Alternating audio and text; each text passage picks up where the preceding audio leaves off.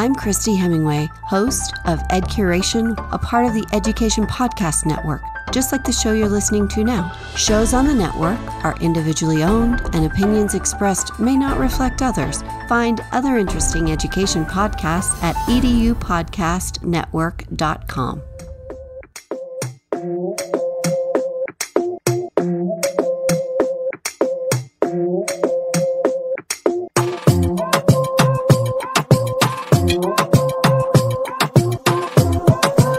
Hello and welcome to Black, Brown, and Bilingue, where our mission is to unite the Black and Brown communities through education, storytelling, and community engagement.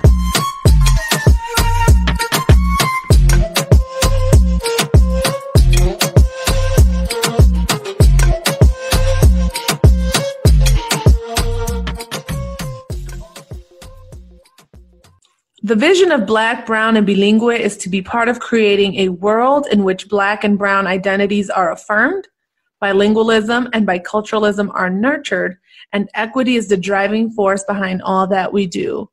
Thank you for joining us again today. I am Lissette Jacobson, and I am one of your hosts. And I'm Maurice McDavid. I'm your other host. Hello, everyone. Welcome to another episode of Black, Brown, and Bilingue. We are so excited. And as you can tell, we're here in person at my house. We were on the phone and we're like, we really need to start recording for, what season is this, Maurice? I believe that this is season number 4. And we he came over and we're like, let's just do it. So here we are. It's been a while. But we've got a lot of things going on. And Maurice, do you want to share some updates? Yeah, basically right now, we are, of course, working on season number 4. We also are, of course, looking to be able to continue to work with some partners that we've been working with SEMA and working with some new schools. So if that's you, hit our line. We would love to work with you, anything in terms of culture, identity, multilingualism, any of those pieces. So we're really excited about that. And of course, it's also almost spring break. So I'll take that too. Book. My bad. How could I forget? And the book. So we have submitted a final manuscript for our book, and the editing process should begin here shortly. And we are hoping to be able to begin to promote that a little bit more by May when it drops. So it's so surreal. I can't believe we're here. And actually, our awesome manager just reminded us that it's season 5. So wow, can you imagine? We started this. Oh, hey, what? Yeah, okay. All right. It's been 4 years. Yes, got it. Okay, so season 5, we lost track. But we wanted to kick this season off with something kind of dope. Let's tell them what we're talking about today. So if you know me and you come over, I love to host either dinner parties or just game nights. I love hosting. And one of my favorite things to do is to ask questions. Mm-hmm. And so I think that you get to know someone by some of the questions that you ask. And I don't mean like, what's your favorite color? Like, right. Boring. But questions that, really allow you to get to know someone. And so one of my ultimate favorite questions to ask is, our lighting just adjusted? Anyway, because all of a sudden you light skin, so I guess you can make a light skin face. Okay, so one of my favorite questions is, dead or alive, who would be your Mount Rushmore for dinner? So who would you invite for dinner? And for us, being in education, looking at leaders, what leaders would you have over? So what is your Mount Rushmore? So do you want to do this like 1 and 1? Yeah, let's go back and forth. And forth. Okay. I definitely have my first one. Oh, you don't have all 4? I do not have all 4. I think I've got quite a few, but I don't have all 4. Okay, I have all 4, but continue. Okay. Go ahead. Why don't you go first then? Okay, so number 1, and it probably is because I just got done doing a speaking engagement in which I was talking about this man. Yes. is actually Nelson Mandela. Mm. I would love to just like sit and talk with this man because Nelson Mandela, I don't know if you knew this, he was a lawyer prior to going to jail. So he spent 27 years locked up, gets out, goes on to become president, obviously, of South Africa. And when he is meeting the former president, a white man, and he has the opportunity to express, he could express hate, frustration, all of these different things. He takes the man and he hugs him. Yeah. And I just think about that level of leadership, of empathy, of forgiveness, of desire to move ahead. Nelson Mandela, for me, is somebody who is probably, I feel like I haven't studied enough, but the opportunity to sit and talk with him would be like absurdly enlightening. I'd love it. No, I wasn't expecting that. Just because of the talk or speech that you gave at Knox. That's what I thought you were gonna talk about, but we'll move on. I'll leave that. Secondly, yes, Nelson Mandela is a great choice. But I also immediately thought of the Mandela effect, which is named after him. Is it? Yeah. See, that's part of the Mandela effect, maybe. I was like, is it named after Yeah, him? it is. My son and I were Googling this the other day. Like, I had to remember what the Mandela effect was. Yeah. I know. It's like the peanut thing with the. Like, Does he have a monocle or no? Or is that the Monopoly guy? the Monopoly guy has the monocle, the peanut guy does. No, I think flip that. Maybe. But that's the Mandela effect because we remember them one way and then we don't. So my first person, unequivocally, like the best, James Baldwin. Writer, civil rights activist, and I feel like he's often an unsung hero. And so I read Go Tell It on the Mountain. Have you read that before? I have read it, yes. And so, did you really? I did. You're just not fronting? Because you really trying to put me in front on the camera? Like what? Talk about James Baldwin often and you never say anything, but so I had to read it as part, I shouldn't say I had to read it. I selected it as one of my books. In my senior year, second semester, we got to select our own books to read. Sure. And so I selected a group of Black authors because we had not read them prior. So I read Toni Morrison. Right. I read Go Tell It on the Mountain. I read Invisible Man. Okay. Bluest Eye. Okay. Yeah. So which is by Toni Morrison. Sorry. Yes. Beloved. Color Purple. Beloved. It was yes. Beloved. So there is a conversation on YouTube. If any of you ever have the opportunity, it's a conversation between James Baldwin and Nikki Giovanni. And just the level of intellect and the ability to just convey such passion and compassion is remarkable. And I actually met Nikki Giovanni at a speaking event at NIU, and she signed my book when she wrote Frederick and Douglass. Yes. Ooh. Oh, I'm sorry, Lincoln and Douglas. Okay. And but anyway, James Baldwin, I would just love to sit, have a nice beverage, and hear him speak. And I feel like I would just glean so much good information. He talked a lot about how there's this one speech that I saw that he talked about, like, San Francisco was supposed to be this idyllic. Am I saying that correctly? Because you always come for me. Listen, with my pronunciation. I respect you as a language learner. Right, thank you. You do help me on my Spanish too. I think of it as help. That's okay, all. Okay, but you. Yeah. Idyllic, yes. Yes. And so San Francisco at that time was seen as this place where, you know, if you were African American, you would go there and make it. And what you started to see is that socioeconomic status started to be a factor. And so there were even people in San Francisco who were African American that were unsure about the Southern African Americans that were coming over. Yes. But and additionally, he talked about how even with this, you know, what seems to be this perfect place, there was so much still inequity and injustice. And so it's just James Baldwin, number one for sure. All right, so to go with number two, I'm going to cheat just a little bit here because I think that this is a twofer.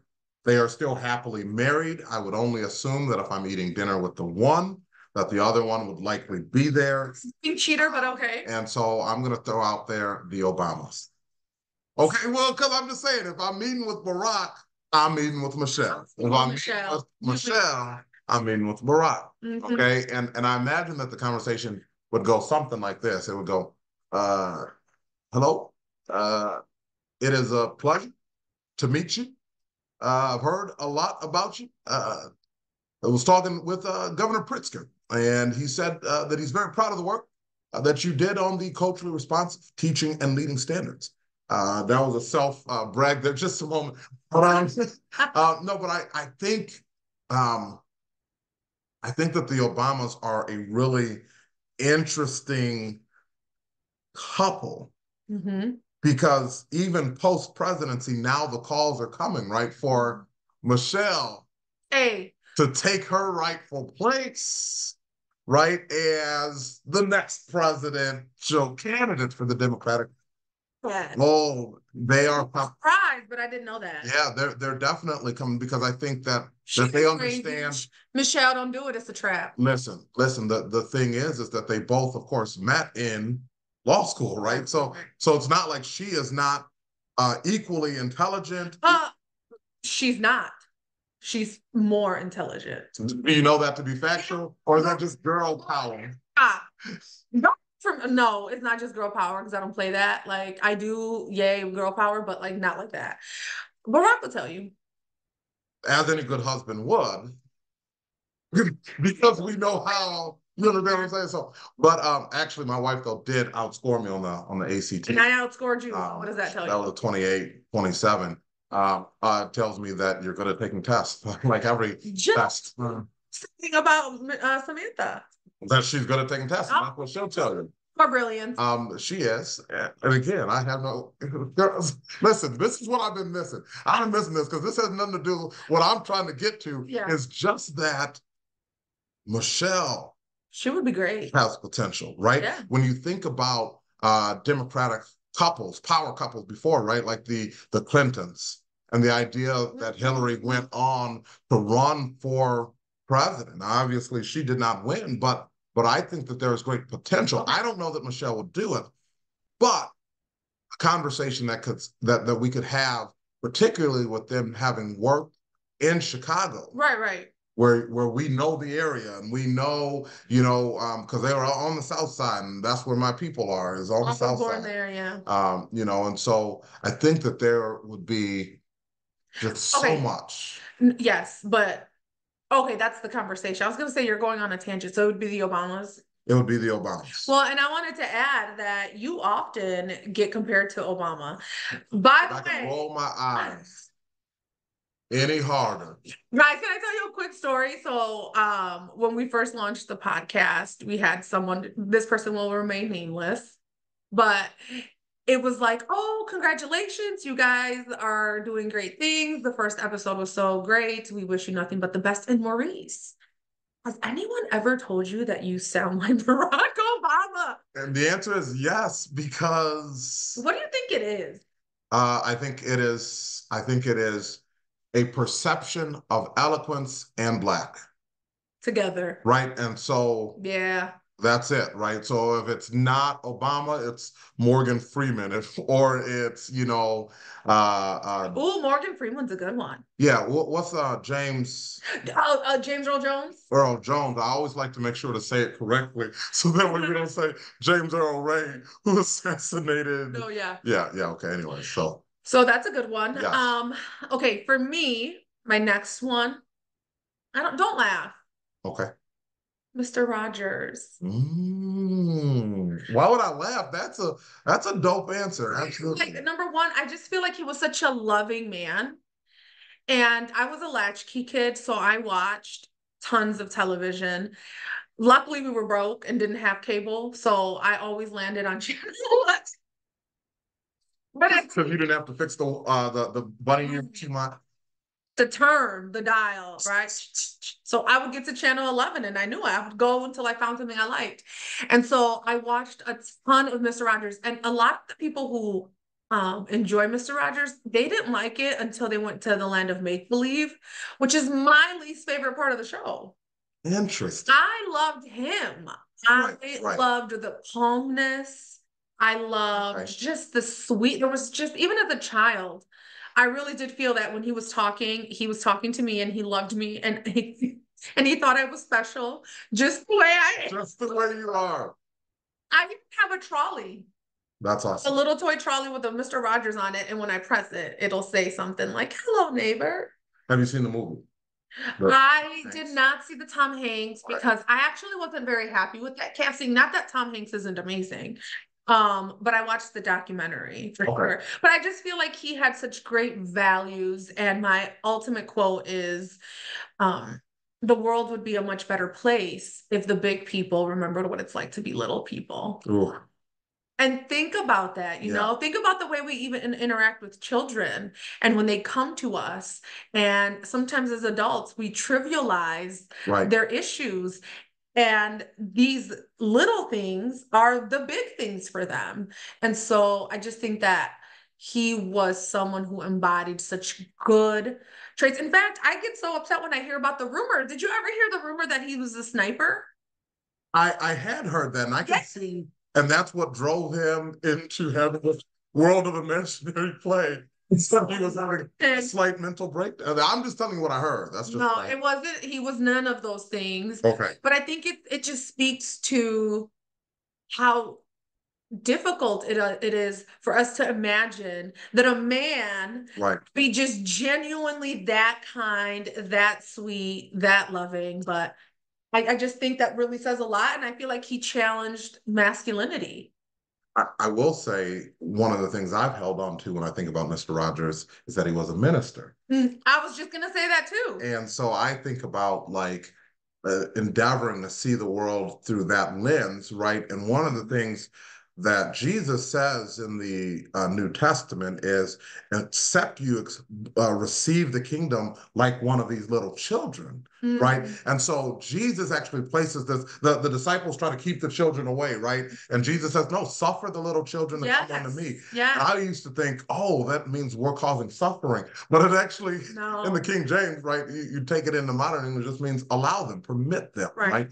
And so I think that there is such power, and I think I wonder if that had this impact on the way that he thought about children. And so think just finally, some people called his show kind of boring because it moves so slow, but he was intentional about that. Right now we have shows like CoComelon that are like wreaking havoc on little babies' brains, but Mr. Rogers was just such a good, genuine soul, and I just would love to have him over for dinner. Kick it with him. Yeah. I love it. All right. Number 3, we are going to go with somebody who is very much so alive. By the way, I want to qualify that I'm not going, because we just had the conversation about the minister thing, I'm not going like Bible route. I'm not going to go like, hey, I want to have dinner with Jesus and talk to him about leadership, or with Peter and talk to him about leadership. I recognize those folks as excellent, both educators even and leaders. I'm just not going all the way back to that. Okay. So I'm just throwing that. Curveball. Yeah. But my third person who I would love, this person is very much so alive. I would love to sit down and talk with him. In fact, I could drive to Madison, Wisconsin. I think that's where she lives right now still. Who? Her name is Dr. Gloria Ladson-Billing. And I know from reading some of her work that she did a lot of work in New York State.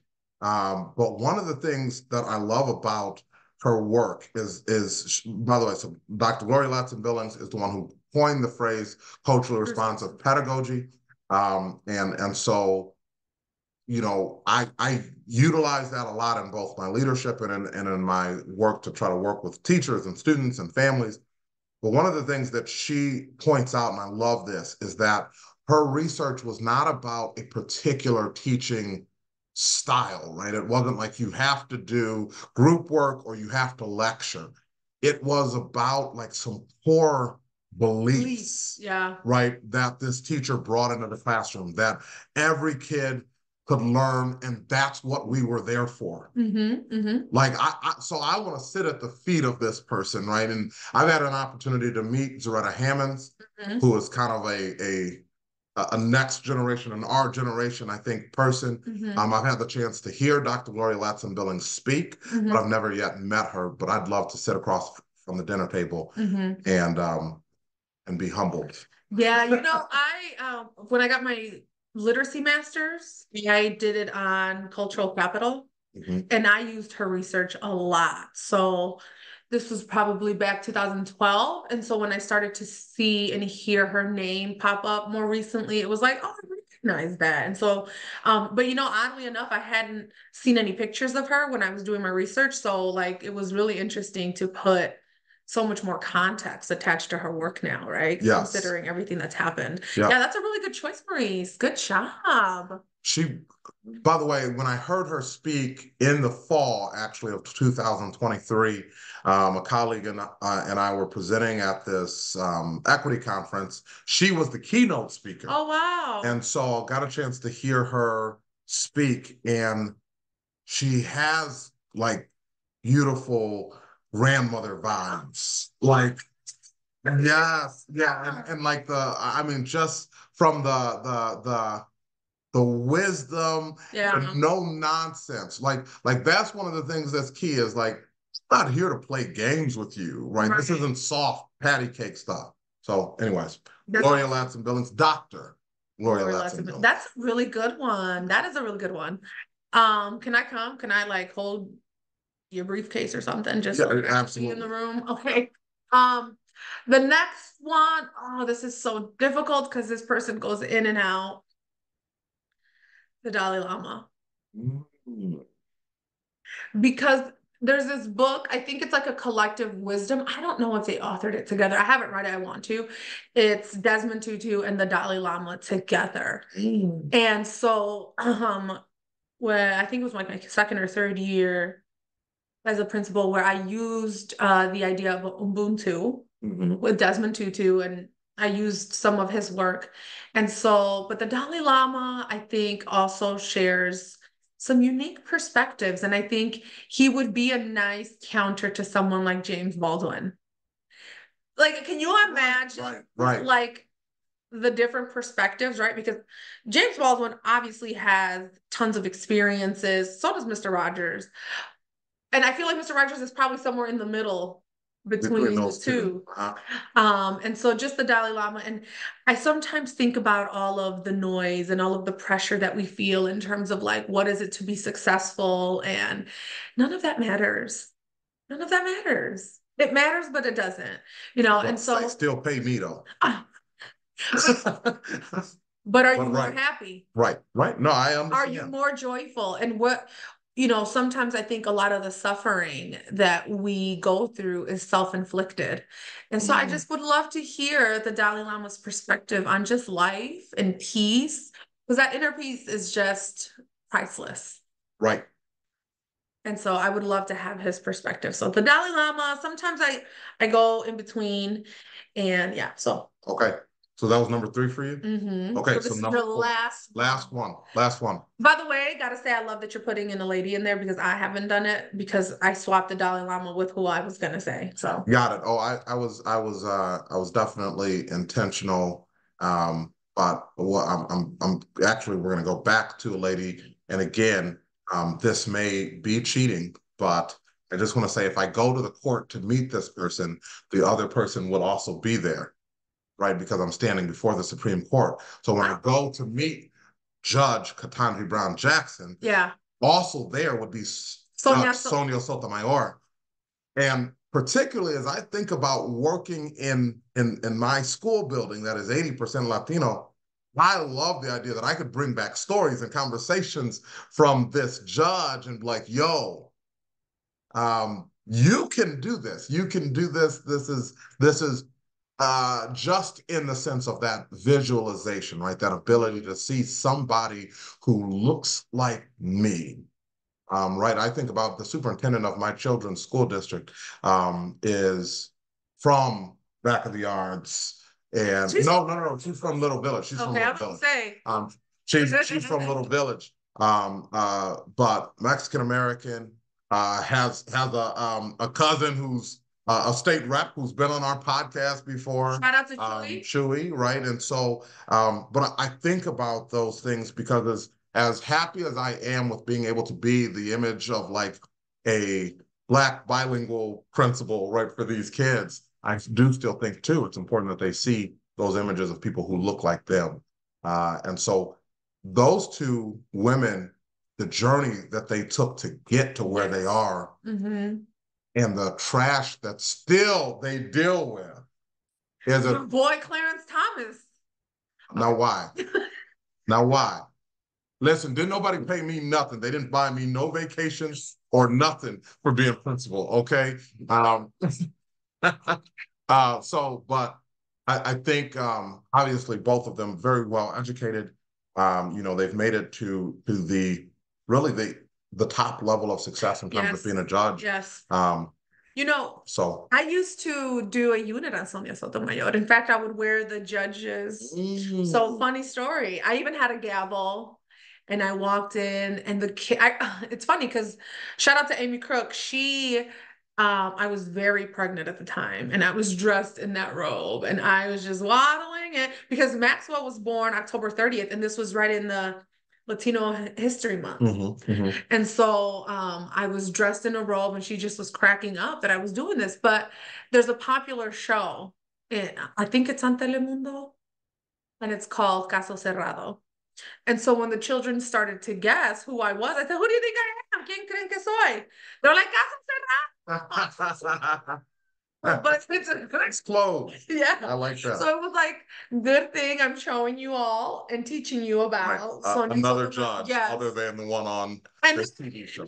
they're like night and day. So those of you who know Caso Cerrado, yeah, that's what the kids called me. That's hilarious. Nada que ver. Okay, so my last one. See, but I think you got a lot. I feel like you kind of cheated a little bit. No, I fully admit that. So that's not Mount Rushmore. It is. I showed up at the courthouse. I can't help that I came to see one. And then, right, Sonia Sotomayor was like, "Oh, man." I'm like, they're probably eating lunch together. With Bahamas. Yeah. Okay. My final one. This is where I'm torn because like part of me wants to just be silly with my next one, but I'm not. Fine, I'll keep it leadership. You was gonna say Biggie? I was gonna say Cardi B. She is a leader. Listen, she is a leader. I think she would be funny. Like I feel like she would be a lot of fun. Yeah. Did you see when she was doing all the stuff with Bernie? No, I did not. No. She was like Team Bernie and feeling the burn and don't even. She was very serious about coronavirus. It's getting real. Coronavirus. Yeah, she's very serious. Yeah. So Cardi, I think she just is so funny and so fun. And I think people underestimate just how intelligent she is because she's so silly. So I feel like that would be like a curveball. Okay. I'd have Cardi. Over Nikki though?